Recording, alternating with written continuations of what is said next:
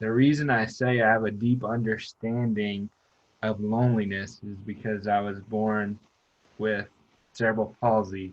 I was born uh, 2 months premature, and I wasn't diagnosed until I was 2 years old. I didn't learn to walk until I was four, and so having cerebral palsy has played a big role in my life, in my story. Today, we get to speak with Nathan Todd. He's the founder at No Label Defines Me Coaching LLC. He runs a YouTube channel, No Label Live, a show for anyone who is ready to use their voice and share their story, but feels trapped by the expectations of others. When you wear the labels of others, the world is robbed of the authentic you. He brings amazing stories and powerful guests to the table. They share with you the labels that have impacted them and how they peel them back to reveal their authentic self. He has 34 years of experience navigating a world not designed for him, and living with cerebral palsy taught him the importance of adaptation when it comes to taking action. He also has 10 years of coaching experience. He's been doing awesome things, and this would be a great opportunity to learn from this journey. He's been doing awesome things, and this would be a great opportunity to learn from his journey. Thank you for tuning in to Hacks and Hobbies with your host, Junaid. We're visited by our amazing guests coming from all walks of life. Want to learn their story, their struggles, and their journey on how they got to where they are today. So stick around. Nathan, thank you so much for coming on to the podcast. Dude, I appreciate the opportunity. It's going to be interesting. I think you've got a really interesting niche with hobbies. And when I thought about coming on, I was like, I wonder what I would talk about. But it kind of brought me back into my childhood a little bit. So I'm excited to talk about it. Fantastic. Well, so the origin of the podcast, I love history lessons. I mean, I didn't know that I liked history till I actually started thinking about how things come together. So I love going back. I'm like a nostalgic guy. You know, all the people who grew in the 80s, they love nostalgia. I go back to the past and I ask questions like, oh, what if this was this way? So one thing that I love learning about is, the journey that no one's heard of before. So you've been the loneliness coach. You've been creating a show on YouTube. You've been creating a podcast, and you've got a amazing message, amazing, just so many awesome things that you're doing. It's so inspiring. So tell us a version of your journey that no one's heard of before. So I think the most interesting thing as I process what you said there is the idea that there's a hint of truth in everything that I talk about. So I didn't become the loneliness coach by accident. Yeah, I became the loneliness coach because it's something that I have a deep understanding of, even if I am unable to communicate it 100% of the time the way in which I want to. And for the listeners who have no clue who I am, the reason I say I have a deep understanding of loneliness is because I was born with cerebral palsy. I was born 2 months premature, and I wasn't diagnosed until I was 2 years old. I didn't learn to walk until I was four, and so having cerebral palsy has played a big role in my life, in my story. So I think there's a couple of stories that I think are important about this journey. And so there's stories about my couch. My couch is a very important part of my story. My couch and soup. They're very important parts of my story. And here's why. I'd never really talked about the idea of my couch before. But when you're born with a disability, there's very few expectations put on you by society as a whole. And so the expectation is for lots of people, you're not going to work. There's a whole list of things that you can't do compared to the expectations of what you can do. And I went all the way through my school experience. I had the whole American dream. Like, this is the line in which things are supposed to go. I'm supposed to go to school. I'm supposed to graduate from college. I'm supposed to get a job. And then it just goes on from there. Well, that's not really how life works out for most people, but for people with disabilities, it's heightened even more. I would go on all these interviews after I graduated from college. I graduated in 2008 to give context of when that was, so that was a rough time for anyone graduating college. Yeah. And I would go to get the interviews. I would nail over the phone interviews. And as soon as I would walk in, I'd be like, oh, so that's how this is. So we're wasting our time talking to each other. So much so that there was a time that I went to a job interview just to go to the job interview because there could be a chance. I didn't even want the job necessarily, but I wanted a job so bad that at the time I had a cast on my leg and I used a walker. So imagine that picture. A guy with a suit on who's got a cast on his leg and rolls into an interview with a walker. So for a whole year, I sat on my mom's couch, going to all these interviews, never getting an opportunity. And when that happens, life kind of slaps you in the face a little bit, and it's like, whoa, this is not what I was taught life was going to be like. This was not my expectation of life. But there's redeeming qualities in the couch. There's redeeming qualities. So we'll fast forward. I got my opportunity for a job, and it came randomly through my uncle who lives in Nebraska. He found a place here in South Carolina where I live. He's like, hey, I think this would be something for Nathan to check out just to see if I qualified for services, not even a job. Yeah. And I went in, and the lady who was the director there was like, hey, you want to come in and do some volunteering? And it was like, yeah, absolutely. Absolutely. But 3 years after that, we're back on the couch. And I had the conversation with myself, like, I don't like the way that I feel. I don't like the way that I look. And my brother came in the room and he's like, hey, my gym gives out free sessions on weekends for anybody to come and bring a guest. You want to go? And so I was like, yeah, I don't got anything else to lose. So I went, and I remember driving home, my arms were shaking, but they were shaking, and I was like, there's something that I missed. There's something that I missed right there, and that needs to be a part of my life.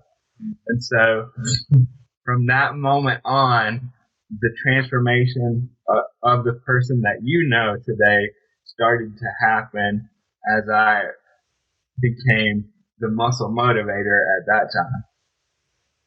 So that's the couch. And then more recently, during quarantine, I learned a huge lesson about myself, and I think about human beings through soup. And so I've always hated soup, always. And it's my mom's favorite thing. So we have soup a lot. And yeah, we made soup. She made soup. And I was getting ready to eat it. And I poured a bowl. I went to walk and carry it to where I was going to eat it. Boom. All over me, all over the floor. Okay, so I get it all cleaned up. And I'm like, well, I still got to eat. I'm still hungry. So I pour another bowl. Same thing happens 2 times in a row. I get it all poured. I get ready to walk and take it. And then I dump it all over me again. And in that moment, it was like a light bulb went off. It's like, what if not liking soup has nothing to do with soup? And it has to do with how I feel about myself. How soup makes me feel about myself because it activates some insecurity I have about my ability to do something as a human being. So I would encourage any listener to actually think about that. And is there something in your life that you haven't liked forever? I would invite you to investigate what's the reason why you don't actually like that, because it could be about something completely different that if you tap into that, it will change your life. Oh, that's really epic. I mean, read about. So you've got the couch story. You hang it on the couch, and then you got the soup and how they connect. I mean, the couch makes sense. You're just hanging out because you're not getting the opportunities that you were promised. Like we are promised, like if you do this, this, and this, you will get this. But that's a lie, right? And that you were shown that, and I've experienced that too over time. But then that story about the couch, like what's significant about the couch that sticks out, or that sticks into your mind? Okay, it's because it's like, does those feelings come back every time you sit on the couch, or? Yeah, I think that's always in my mind, and it's prevalent right now just based on I'm a high risk population person and everything that's going on in the world. I'm spending a lot more time on the couch, so it's easy to go back into losing the opportunities that you thought were promised to you. Even though I'm in a completely different season of my life, it's so easy to get stuck in there. But to me, it's even bigger than that because the couch to me represents a whole population of people, and it represents being invisible. It represents being invisible because there are many people right now stuck inside their homes, and it has nothing to do with coronavirus. It has to do with something that they may not have had a choice in having the disability at all, and they are left to sit on a couch. They are forgotten about, and they are treated like they are invisible. I saw a thing about accessibility the other day, and it was the cycle of accessibility. And when things aren't accessible, your voice doesn't get brought to the table when you're a person with a disability because you can't make it to the table. Yeah. You can't be on the same Um, like, let's treat it like you're a little kid. You have to find a high chair to even make the table accessible to you. And so, what what's the only option? You get stuck hidden away in your house, and so when you're not seen, it doesn't seem like you exist. Yeah. So why think about people that you don't know exist? That's really interesting. So, if somebody is feeling invisible, feeling neglected, is it sure it is part of the is it the fault of the society? Is it the fault of I don't know I don't even know I don't even know if I'm supposed to be using those words right. Well, I think that's perfect for the conversation itself. Like, that's something that stops the conversation from being had, period. Because you sitting on the other end of it saying, this isn't necessarily my experience. I don't know how to talk about it. Yeah. And I don't want to seem like I don't care. So, what's the best thing for me to? I'm just not going to say anything because that way, nothing, like, nobody's feelings are hurt. Right. Not raising awareness to And what is very real for a lot of people. yeah, and I think it's a little bit of everybody's fault. Mm-hmm. I think society has trained us to see things one way, and then it's my responsibility as the person that's sitting on the couch to be able to say, hey, I don't know how this is going to work. I don't know what's going to happen, but I have to try and say something. There are people that need people to speak for them. Like, there are people that are sitting on the couch and they can't. They actually don't have a voice. They matter. They don't have a voice. So that means that there are people that they need to be allies for them in speaking up about what's going on. And I think that's part of my bigger mission, and really why I talk about the things that I do, because I do have a platform. I have a platform that's growing, Yeah. and I have a way to talk about things where people who aren't in the community will listen to me, and they will understand from my experience that these are very real things that are happening to people they don't even see. Yeah.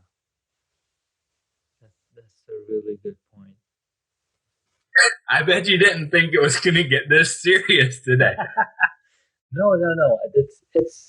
It's important to have that level of understanding because as human beings, we all think we are little. We all think we don't have the resources. We all think and feel depressed because of what notions and what Yeah. things we've been brought up with, right? We have so many influences from people that are around us or who we keep around us. Mm-hmm. Just earlier today, I was watching a video by Frank Covey, and it was the 7 Habits of Highly Effective People. Mm-hmm. And this topic was all about circle of influence. I don't know if it's related at all, but in one way, it's related in that.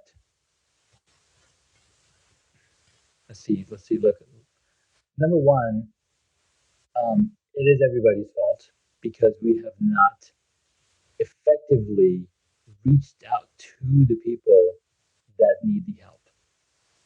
And as a collective, that needs to change. There are some rules and guidance in places when you're creating digital assets and websites, the 508, Section 508, WCAG, whatnot, to create accessible content media. So there's a ruling. But again, as a collective, as a human force, there is a lot of good people out there that are helping and supporting. But then it's only a percentage. It's not everybody doing that. So number one, I guess we need to do the outreach and figure out, okay, who needs my help? So be that helper person. Number two, people who are feeling the loneliness, who are feeling that they are not getting heard, they need to find. I mean, we have tools available now. Um, there's a blogger called the Blind Blogger. I don't know if you've heard of him, Ivy Maxwell, and he's written several books. He's very prolific. He's so there's examples of people that are done so many things even with having these disabilities. So there's a two-parter, right? So we all got to pitch in and get that level of awareness in. And then there's also people that don't have physical disability, right? They have different types of disabilities where they are either depressed, they're either the mental health issue. You don't see it, and we're able to hide it really well. People who have those issues. So there's the problem right there in what you just said. Just let's go back to what you just said. Yeah. We are forced to hide. Like, did I say we are forced to hide? No, you said we hide it really well. Right. So the way that I look at that is we're forced to hide because if we don't hide, we are no longer seen as normal. Mm. And everybody wants to be normal, but who are the people that we look up to? We look up to the people that at some point they were called crazy. At some point they didn't know, like they just had an idea and they went for it. But yet we strive to be mediocre. We strive to be normal. And I'll take it even further, man. Not to get too political, but I think that this is extremely important to the type of conversation we're having. There's a young man, he's 25 in the state of North Carolina, who surprisingly won his election, and now he's a rising star. He's a rising star for the Republican Party, and he's got a spinal cord injury. And he was giving a speech, and I was like, well, let me check this out, because this is blowing up all over the place. And he talked so much about things that I talk about on a daily basis. But to end his speech, he said he had two guys come out, put his walker in front of him, hold the walker so he could stand up and stand for the flag. And I said at that moment to myself, you don't realize what you just did to all those people that you had on the hook saying, oh, I relate to that. You just spit in my face by politicizing disability, and you weaponize disability by saying, oh, it's not okay that I have this. I'm going to stand too because it's the normal thing to do. I'm going to stand for what you deem to be right. And if I sit in a wheelchair for the Pledge of Allegiance, that doesn't make me any less American. It means I can't stand for the Pledge of Allegiance. It's so stupid. Doesn't mean I don't respect it. Yeah. And so that's Disabled America, man. That's why I did the summit that I did and talked about it.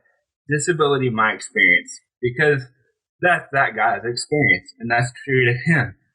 But it sure as hell is not everybody else's experience. Yeah. Wow. That was powerful. That was really deep, and I don't know where to take this, but I do have a little cheat sheet to help me. Yeah, so let's talk about my favorite movies. All right. No, before we go there, no, Okay. All right. we're not there yet. So we talked about your journey and why and how you came to be where you are today, right? Yeah. What you're doing with your platform, creating content, talking about the important aspects of life as somebody with, cerebral palsy, and what you did to overcome, right? So there's the physical overcoming, but then there's also the mindset, the mental. I think that's more than anything at all. There's a folk tale where there's this man. He's got no arms. He's standing on the side of, basically, by the walkway, by the beach, right? But then there's another man on the beach. He's got no arms, no legs, and he's jumping around. And the guy with no arms, he's looking at him. He's like, "Why is this man with no legs and no arms so happy that he's so jumping around?" So he goes over to him. He's like, "Dude, why are you jumping around so much? You have no legs, no arms. At least I have two legs I can walk around." He's like, "Dude, I got this itch on my back that I get. So can you please help me out?" Yeah. Because it is a very, very important. Like, we as humans were put on this earth for, number one, to pray to God who created us. Number two, to help each other, because we cannot exist in society without a connection with our human friends. I love it. You segued me into something that I think it relates perfectly to what you just said. And it's a Bible story, and it's the story of the man who can't walk, and he gets lowered through the roof to see Jesus speak and to be healed. And so when most people talk about that story, it's like, oh, how great that those friends took that man to see Jesus, right? And my view of that is a little bit different. And it's because I was born with my disability. I know no different. And I say, what if that man was born that way because his purpose was to get those men to find and believe in Jesus? Amen. Our purpose is in our difference.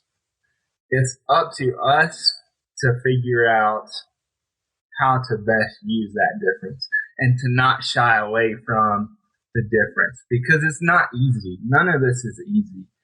Talking about disability and taking a stand on disability as a disabled person is not easy, because you know what?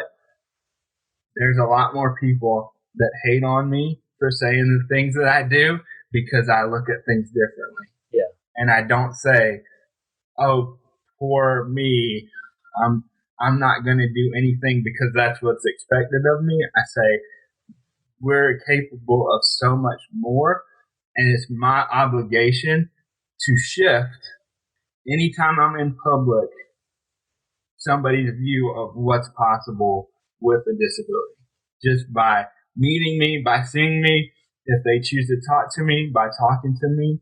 So I'm very, you can tell I'm passionate about what we're talking about right now. No, absolutely. And the one name that pops in my head, Stephen Hawking's, one of the smartest men, of our generation, and his disability, right? He didn't let that stop, right? He is like smarter than so many of us combined. So Yeah. to say that disability reduces you as a human being is blasphemy, right? All right. So, what are some of your motivations for the things that you're doing? And I think we talked about a lot of those things too. Changing the narrative of how disability is seen. It's not that you're not able to do something. It's that you have some limitations, but that does not stop you from being a full 100% human person. Yeah. Again, I think it goes back to that obligation that I feel, and that's something that's been internally there since I've been little.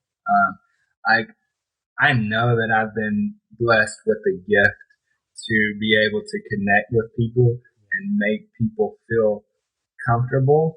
And one of the greatest stories that I can share about this, and I keep stepping like more and more into my true authentic self as I get older and as I go down this journey of entrepreneurship and building um, what will be one of my legacies. Mm-hmm.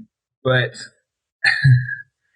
I remember going to Summit of Greatness. I've been every year but one.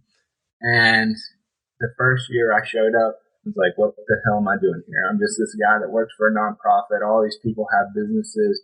What do I have to offer this group of people? And I had one conversation with Heather underneath the tree, my friend Heather Parody, and she shifted the way that I started to look at myself and the value that I brought in that community. Yeah, fast forward to last year, I made it my mission.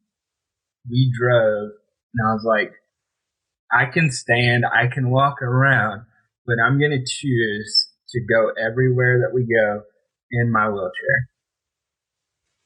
Why? Because that shows people that even if you're using a wheelchair is just a mode of transportation. Mm-hmm. It has nothing to do with how you show up in the world.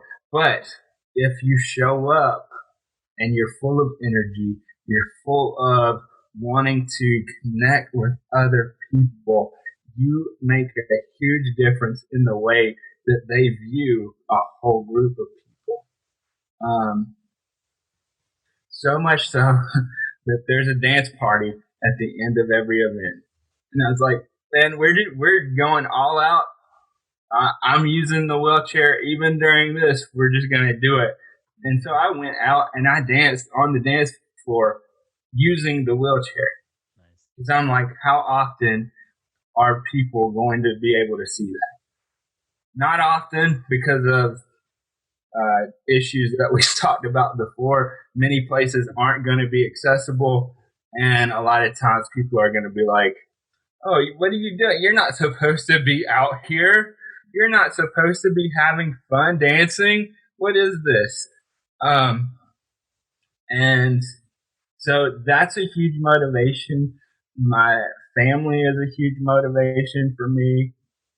And kids that have disabilities who need to see possibilities are motivators for me. No, that's really awesome and really powerful. And the more we talk about disability and being a human being, the more I keep remembering that our soul is the operating system. Our bodies are just the vessel. It's like somebody's got a Toyota, somebody's got a Lexus, everybody's got different vehicles of transportation. The operating system is the same or has different experience. And as human beings, we as a Muslim, I believe that when we are raised on the day of judgment, we're going to have all our limbs and all our bits about them because we are a creation of God, right? And when we are in heaven, we will all be 100% human beings without any disabilities because that is who we are inside our minds. And the reason that we put ourselves down is not the lack of anything. It's how we feel and how we put ourselves down, basically. Yeah. I don't know if I'm The biggest cause of loneliness is that label of this is who I'm supposed to be, man. I know that 100%. Like everybody's, I won't say everybody, I'll say most people are walking around and that's a label that we all carry and nobody takes the opportunity to be like, oh, what the hell is this doing here? Like, maybe this is who I thought I was supposed to be, but that's not really, that's not who I believe myself to be at the core. And that's really why I chose No Label Defines Me, man, because my whole time working at the nonprofit, it was all about inclusion, diversity, and yet we didn't really tap into 100% what that looked like. Because I would say, man, we're doing all this great work. We're doing all this great coaching, but we could be doing this with people without disabilities as well. And they could be paying us to do the coaching with them to help fund the organization. And that just never happened while I was there. And that's one of the things I was like, we're all just underneath our labels is our heart, man. I don't know about you, but I put it right over my heart every time. exactly. And like, that's what really matters. Like, I have this really cool idea for a video. So maybe somebody will listen to this and be able to create their own version of this. But like we are all walking around with all these different labels. They're what we consider quote good labels, and they're what we consider bad labels. But we've got them stuck all over us. Mm-hmm. But what we don't realize is underneath we have core values that we live by, and those are the real labels. So I want to do a video where you see my labels come to life, whether they're labels that come out of my mind and I stick on myself, or you see me throughout the day get labels stuck on me, and then I want to rip the shirt off and show what I believe my true labels to be. And for me, that means that I'm powerful, authentic, and loving. Those are my core beliefs that I have about myself. That's really powerful, and it's very, very, very, very true of how we label ourselves. Like, oh, I'm this person, I'm that person. But in all honesty, you really need to dig deeper. Like, no, those labels don't define me, and that's a really awesome community that you have going on. Thanks so much, man. Yeah, absolutely. We talked about a lot of fun things, a lot of deep things, a lot of mind-wrenching thing, and maybe people have, I don't know where to go, but I do know where to go. So authenticity is very important, and the way we define ourselves is super important because that, in effect, tells our mind, tells our body who we want to be. Mm-hmm. So thank you so much for sharing those ideas, sharing the thoughts, and sharing the wisdom that you've gained over the years. Yeah, man. Oh. So we've got some questions for our guests. All right. Some fun ones. Now for the lighter side of things. The lighter side of things. What is the one hobby that you wish you got into? That I wish I got into? So I'm going to talk about it in terms of this is something that I actually hope to get back into, and it's actually fun to see kind of where it's going right now because it's having like a resurgence. But ever since I was little, the one thing that I would do with my dad was collect sports cards. And got a lot of good memories about going to look at sports cards. There's a time when we would go in there so often that the people who own the business, they just knew who we were, and they saw how excited I was. So, when you're running that business back in the day, this is in the 90s, they would have all these like garbage boxes that were just like cards that really nobody really wanted. And sometimes you would get a good one in there. But there was a time when we went in there and the guy at the store was like, yeah, if you can carry this box out by yourself, you can have the whole box. I was so excited. I was like, Dad, I'm getting all these cards. This is going to be amazing. And I won't ever forget that, just because I was like, this is so cool. I can't believe this dude is giving me all of this. So, guys, I didn't carry it all the way out by myself, but he gave it to me anyway. Yeah.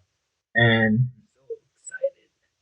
yeah, I think that probably had a lot to do with it. He's like, because again, that human connection, right? There are things that we probably don't even recognize when they actually happen in person, but we're just protons, neutrons. Like, we're all about energy, and nobody really talks about that too much. And so, you want to change something, change your state. So I got so much into that somewhere in my dad's garage, there's a case. Like, he made a case. He built a case. It's got all these beautiful sports cards in it. And now you see like Gary V, Dan Fleischman.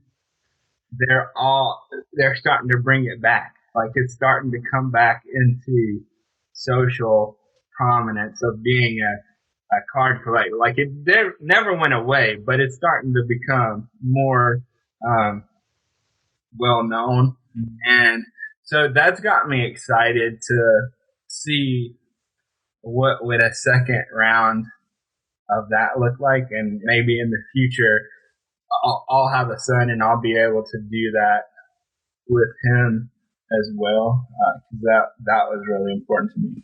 Nice. That's really cool. I never really got into the card collector. I wasn't in the U.S.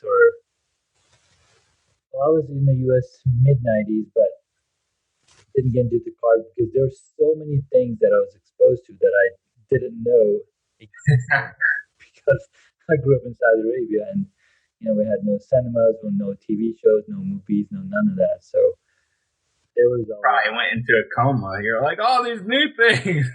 I don't know what to choose. Exactly. There's music, there's movies, there's so much stuff. All right. Next question.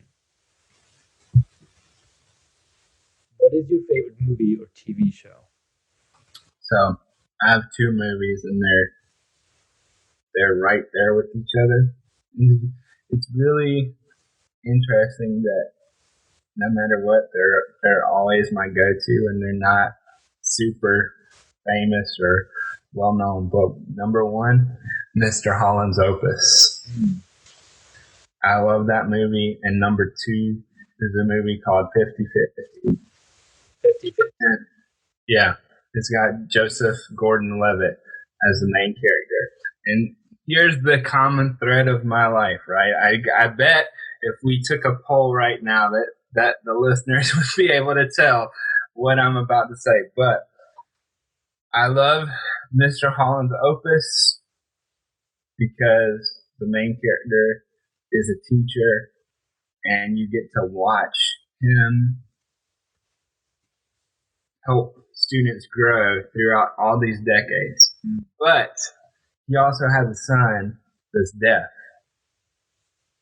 and you get to watch how that relationship grows, how like the dad tries to understand the best he can, and it's not like, it doesn't matter, man. I'll tell you, like, if you don't have it, there are going to be things that you just don't understand, and that you can't. You can't. It's possible. So I love watching that, and I love the arc of that story about how they finally cut the music program. He's an old man when they do it, but everybody comes back to show the love for the teacher.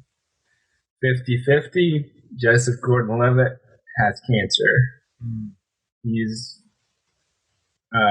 in his 30s, and you watch him navigate dealing with cancer. You watch him go through the whole grieving process. But there's a scene in it where he goes to have surgery to have the cancer removed. Ooh, I might cry for this, but it happens every time. But there's a scene where all he wants is his mom, and he wants somebody to tell him it's going to be okay. And I've been there. I've been that person. Yeah. In the operating room, like really wanting to know that I'm going to come out the other side of this and be okay. So that's why that resonates with me. Wow, and I really like him as an actor, Joseph Gordon-Levitt. He's done some really amazing things, and him and his brother actually started this company called Hit Record. Yeah. And it's just an amazing community that they've created, and definitely got. I think I've seen the movie. I've heard of it before. There's Joseph and this other actor. What's his name? Seth That's Rogen in there, right? So, and I can recall these. Yeah, great. Showing up. I'll have to check it out. All right. What movie would you choose if you got to play a character in it? Ooh. What movie would I choose if I was playing a character? And we just play out the movie. Huh.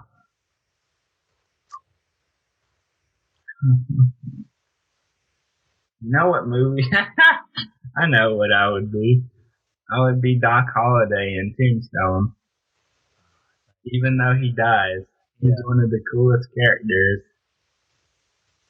Like he knows who he is, and he's a loyal friend to the people that are his friends. And I just be like, yeah, let's do this thing. Let's have this gunfight and let's see who wins. Awesome. That's a great question. That's like, thank you. So the question comes from. Oh, I came up with the question because I read the book Ready Player One by Ernest Cline, where you have to know the 80s. If you read the book, the 80s nostalgia is all over this, because to be able to win this competition, this challenge, finding three eggs, right? You got to know the 80s. And one of the scenes in the book, you're playing Matthew Broderick in War Games, and you have to know all the dialogue. Oh man, good stuff, man. That was really good.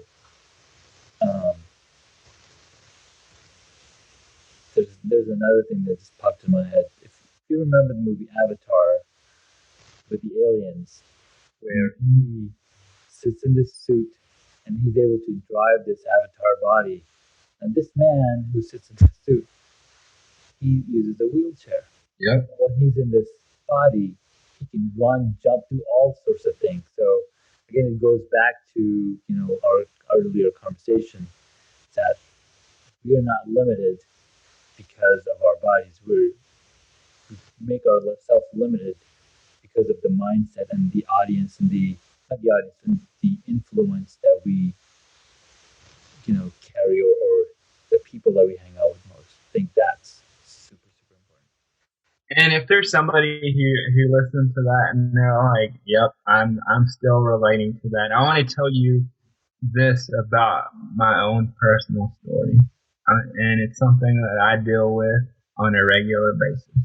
So I continue to grow in what I believe is possible for me. But you know what?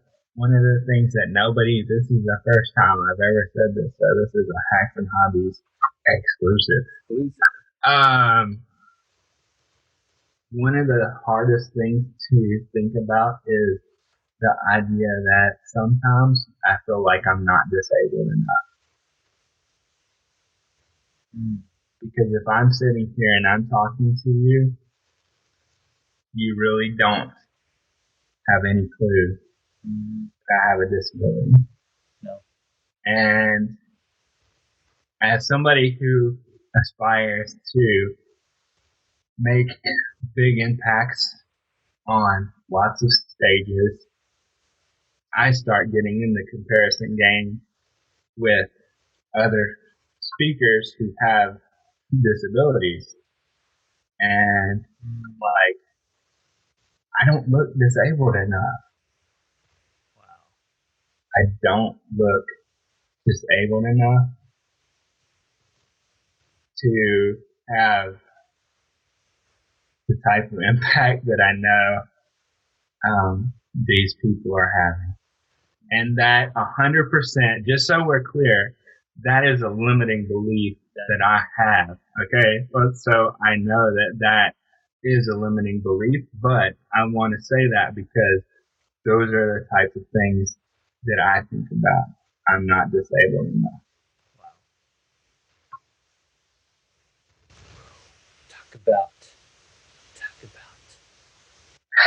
Talk about the power of limiting belief, right? Yeah. It really leaves you. It's almost like imposter syndrome. And I think somebody said that it's good to have imposter syndrome. It means that you are doing all the things that you're supposed to be doing. So you're on the right path. Wow, that's powerful. Yeah, we'll see. That's something that, like, I've stopped talking about people that we follow. Like, I know for you, and I imagine for your audience, they know your love of Pat Flynn and how much you respect what he's created. Yeah. So the way that I've started looking at things is, I don't want to be your fan. I want to be your contemporary. Yeah.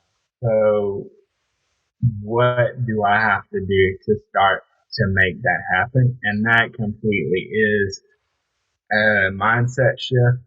And with imposter syndrome comes putting people on pedestals. Guess what? If you're doing anything in the public eye, chances are somebody's put you on a pedestal. I've been told somebody put me on a pedestal, and I was like, what the hell?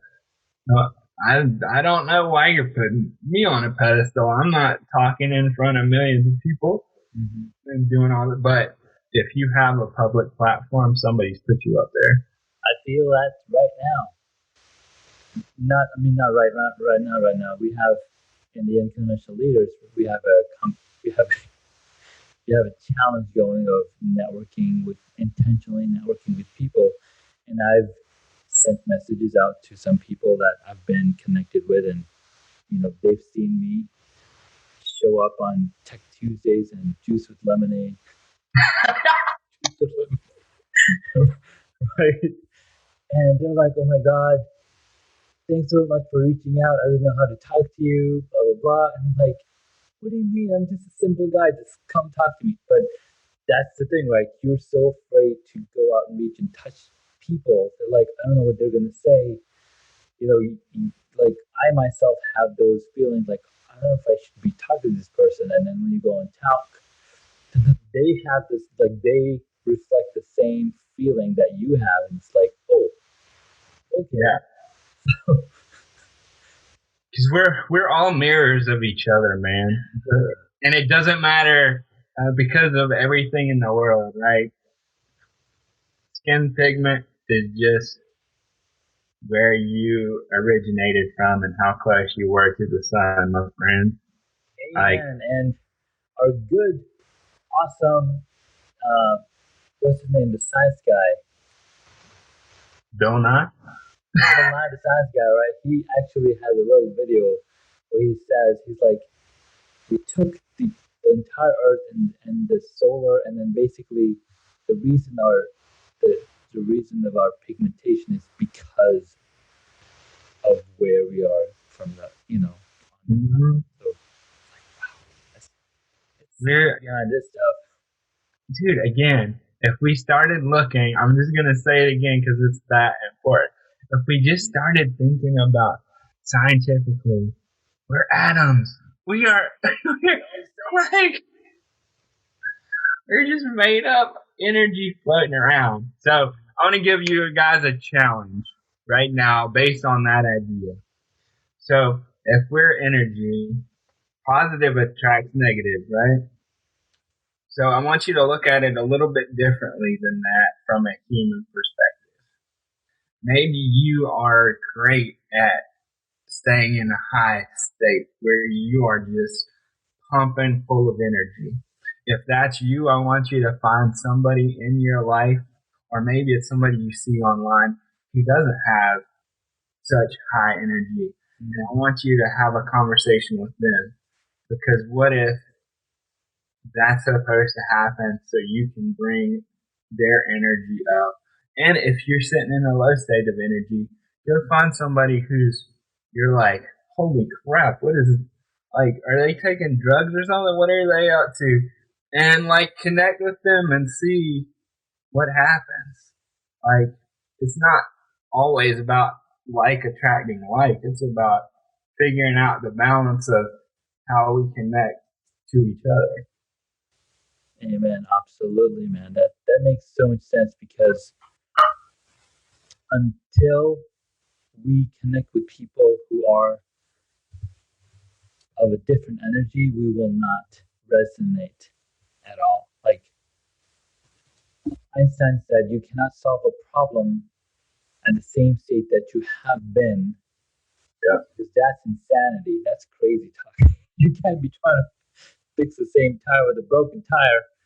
Yeah. You need to get a new tire, a new mindset. So thank you so much for that challenge. I'm definitely gonna put that out, and let's see what we get. All right, two more questions, and then we're done. Dude, I'm loving this interview, by the way. This has been an awesome conversation. Thank you so much, Nathan. You are an awesome and very easy person to talk to. And then we've built a rapport, right, over time. So Yeah. I'm just talking to my brother. That's so cool about it. If you, who is your favorite superhero? Man. So I have to go with Superman. Superman right over here. And here's why Superman for me. And it's not anything about his powers. It's not anything about him as a superhero. It is actually about the feeling and the memory it creates of being 18 years old. We had just graduated high school. My buddy, his dad was in the military, so my mom allowed him to stay at our house to finish out our last year of school. And my cousin, who's a bit older than me, they all came down and they rented a beach house. And she's like, hey, you guys come to the beach house. And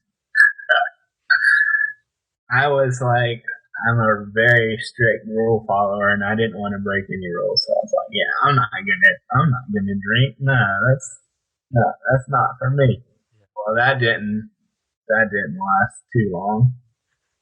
Peer pressure took over, and I was like, oh man, they're having so much fun. But there was a time me and my buddy were part of this game, and we had to give each other nicknames. So the nickname he gave me was Superman, and the nickname I gave him was Spider-Man. And so whenever I think of that, I think of that memory for me.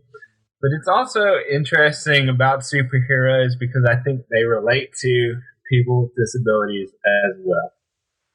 Because superheroes, again, forced to hide. They're forced to hide because of the difference that they have from everybody else. That's so true. And it's so interesting. There's a guy I talked to about a month ago. He's trying to create superheroes who have disabilities. And I said, the only piece of advice I would give is be very careful about how you approach that narrative, because are we again enforcing that you can't be yourself and be exactly who you're supposed to be? So those are the interesting dichotomies I have about superheroes. Man, that's really powerful, and we can have a whole conversation about superheroes, like go super deep because of how they feel like they are lone rangers. Yeah. And when you bring a team of lone rangers together, how much more it can be accomplished. And as human beings, that's what we gotta do. We gotta bring a team together around ourselves so we can excel at what we are good at and complement our creatives with other people who might be liking that. Yeah. So for like you, eventually when all these people in unconventional leaders start taking off, you're gonna be our tech guy. Everybody's gonna pay to fly you to their house or their studio, whatever they're working out of, and be like, hey man, do all this shit because I don't want to do it, and I know you can do it very, very well. So it is about finding those compliments and looking for the differences, because the differences are what's going to make that team complete. Absolutely. Our last question. If you were a board game, what would it be? This guy.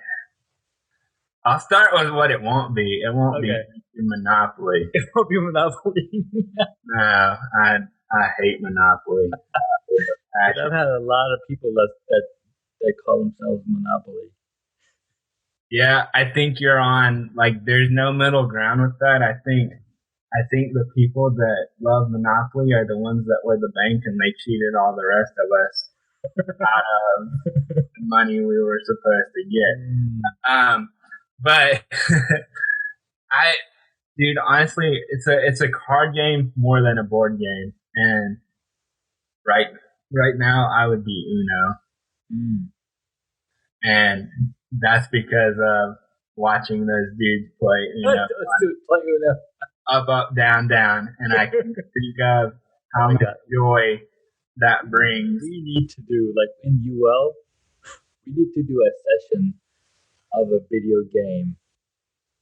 Yeah, UL Twitch channel. Let's talk to Heather about what does this look like?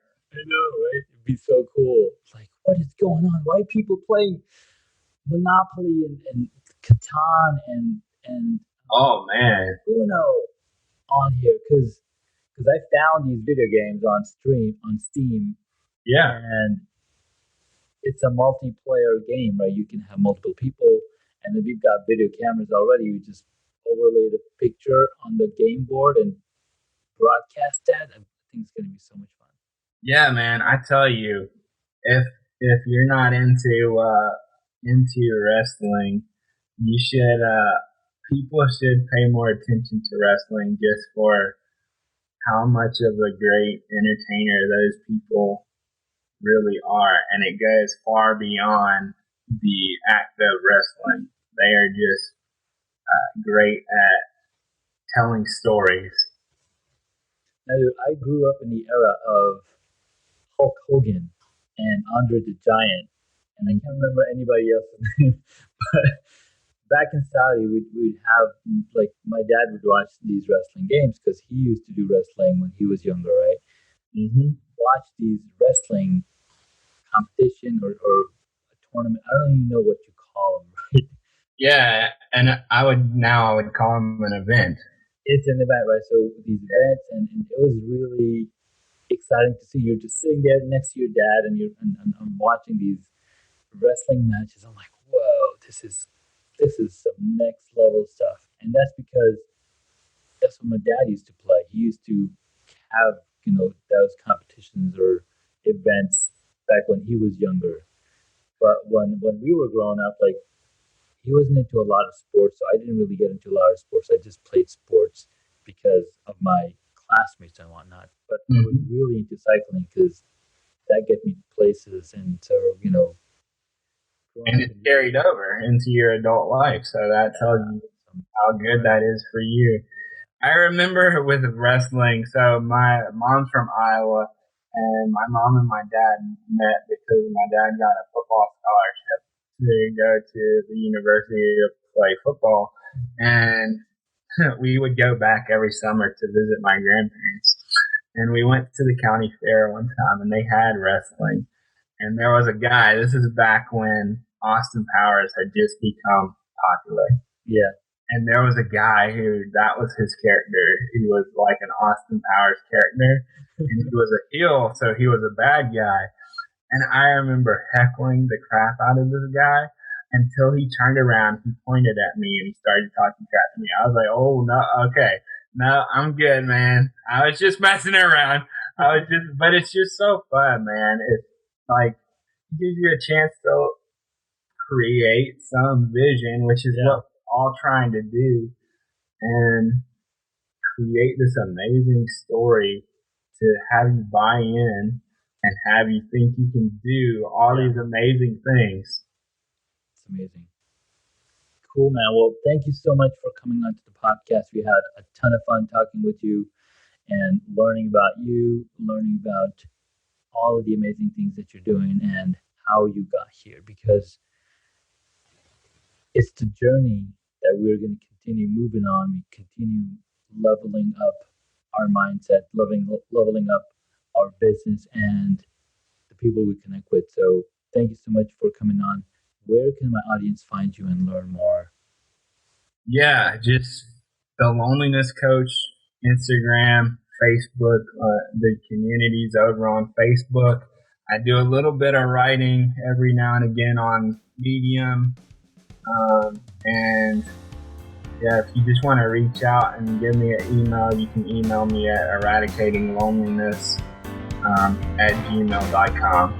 Fantastic. Thank you so much, man. Have an awesome day. Congratulations, you made it to the end of the episode. Thanks so much for listening to our guest on this episode. Please send me an email at junaid@hacksandhobbies.com to tell me what you loved about our guest today. You can find links mentioned in this episode on the hacksandhobbies.com website.